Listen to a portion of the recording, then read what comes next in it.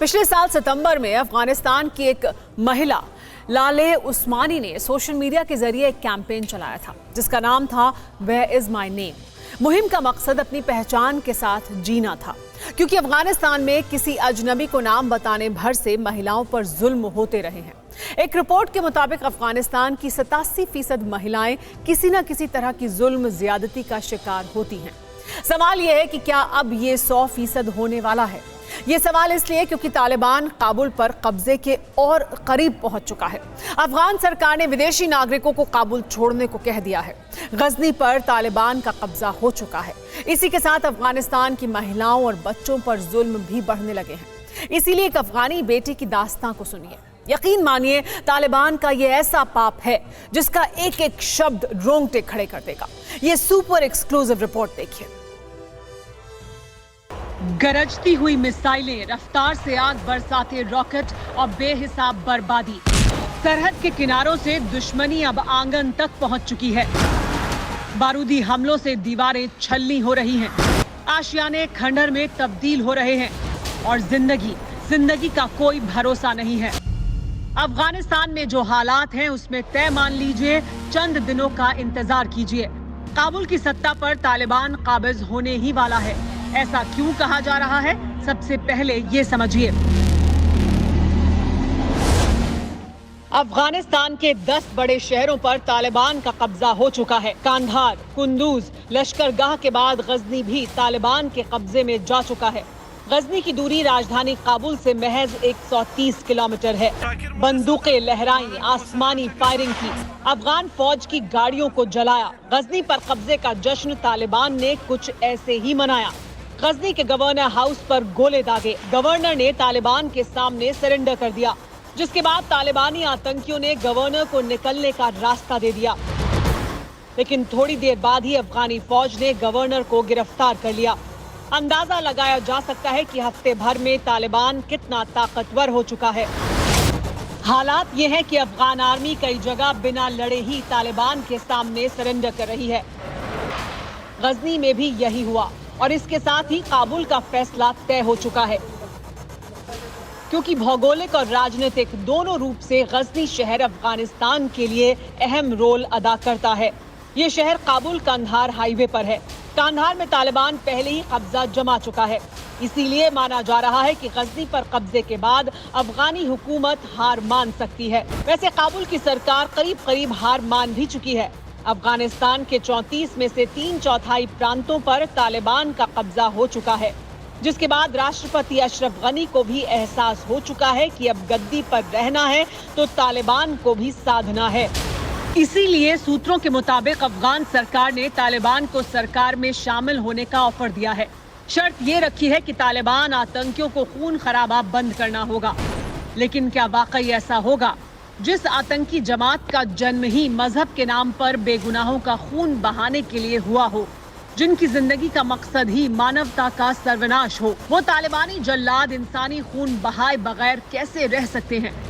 लेकिन इतना तय है कि तालिबान ही अफगानिस्तान का नया सरदार होने वाला है।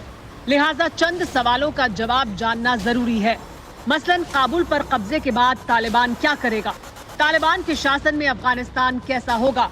तालिबान राज में अफगानिस्तान में क्या बदलेगा? बहुत कुछ बदलेगा। सबसे बड़ी बात यह है कि 21वीं सदी में अफगानिस्तान पाषाण युग में लौटेगा।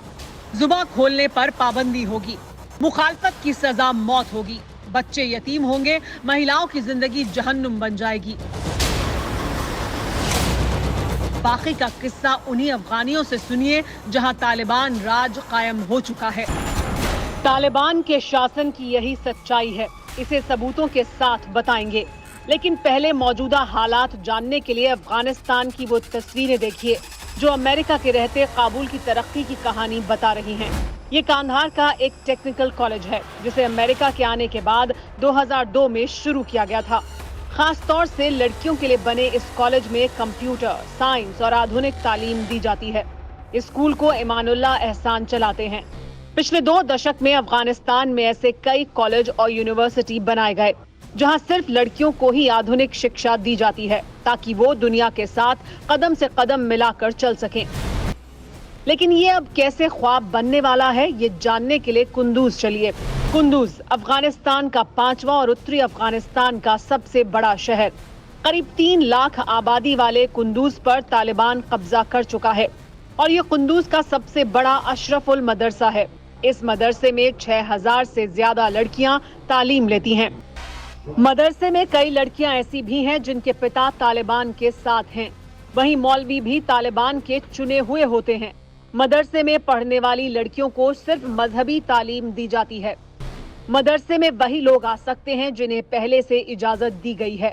इसके साथ ही छात्राएं तालीम देने वाले टीचर को भी नहीं देख सकती हैं। इसके लिए एक पतली सी दीवार बनाई गई है जिसमें पर्दा लगी छोटी सी खिड़की के सामने से मौलवी छात्राओं को पढ़ाता है। अकेले कुंदूज में ऐसे सैकड़ों मदरसे हैं, लेकिन इनमें आधुनिक शिक्षा के लिए कोई जगह नहीं है। सिर्फ शरिया कानून के बारे में बताया जाता है। अमेरिका और नाटो देशों की सेनाओं ने लोगों को तालिबान के शासन से मुक्ति दिलाई तो अफगानिस्तान ने 20 साल में अपने पैरों पर खड़ा होना भी सीखा। लेकिन तालिबान ने फिर सिर उठा लिया।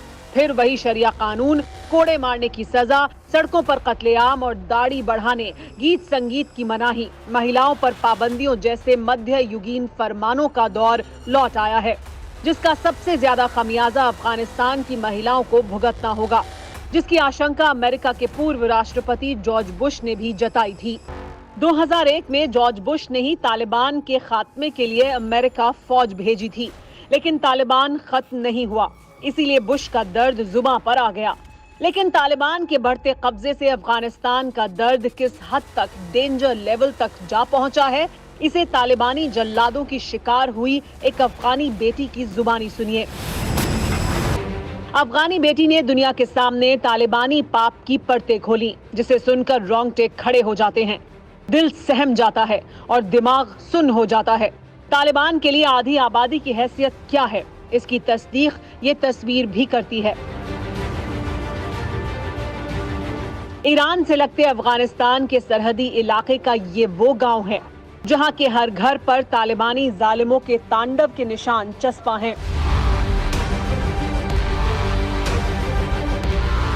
इस गांव में 50 परिवार हैं और सभी परिवारों के मर्दों को आतंकी खत्म कर चुके हैं।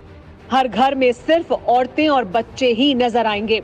अफगानिस्तान में मानवता किस तरह सिसक रही है, इसे अफगानिस्तान सरकार की रिपोर्ट में जारी किए गए आंकड़ों से समझा जा सकता है।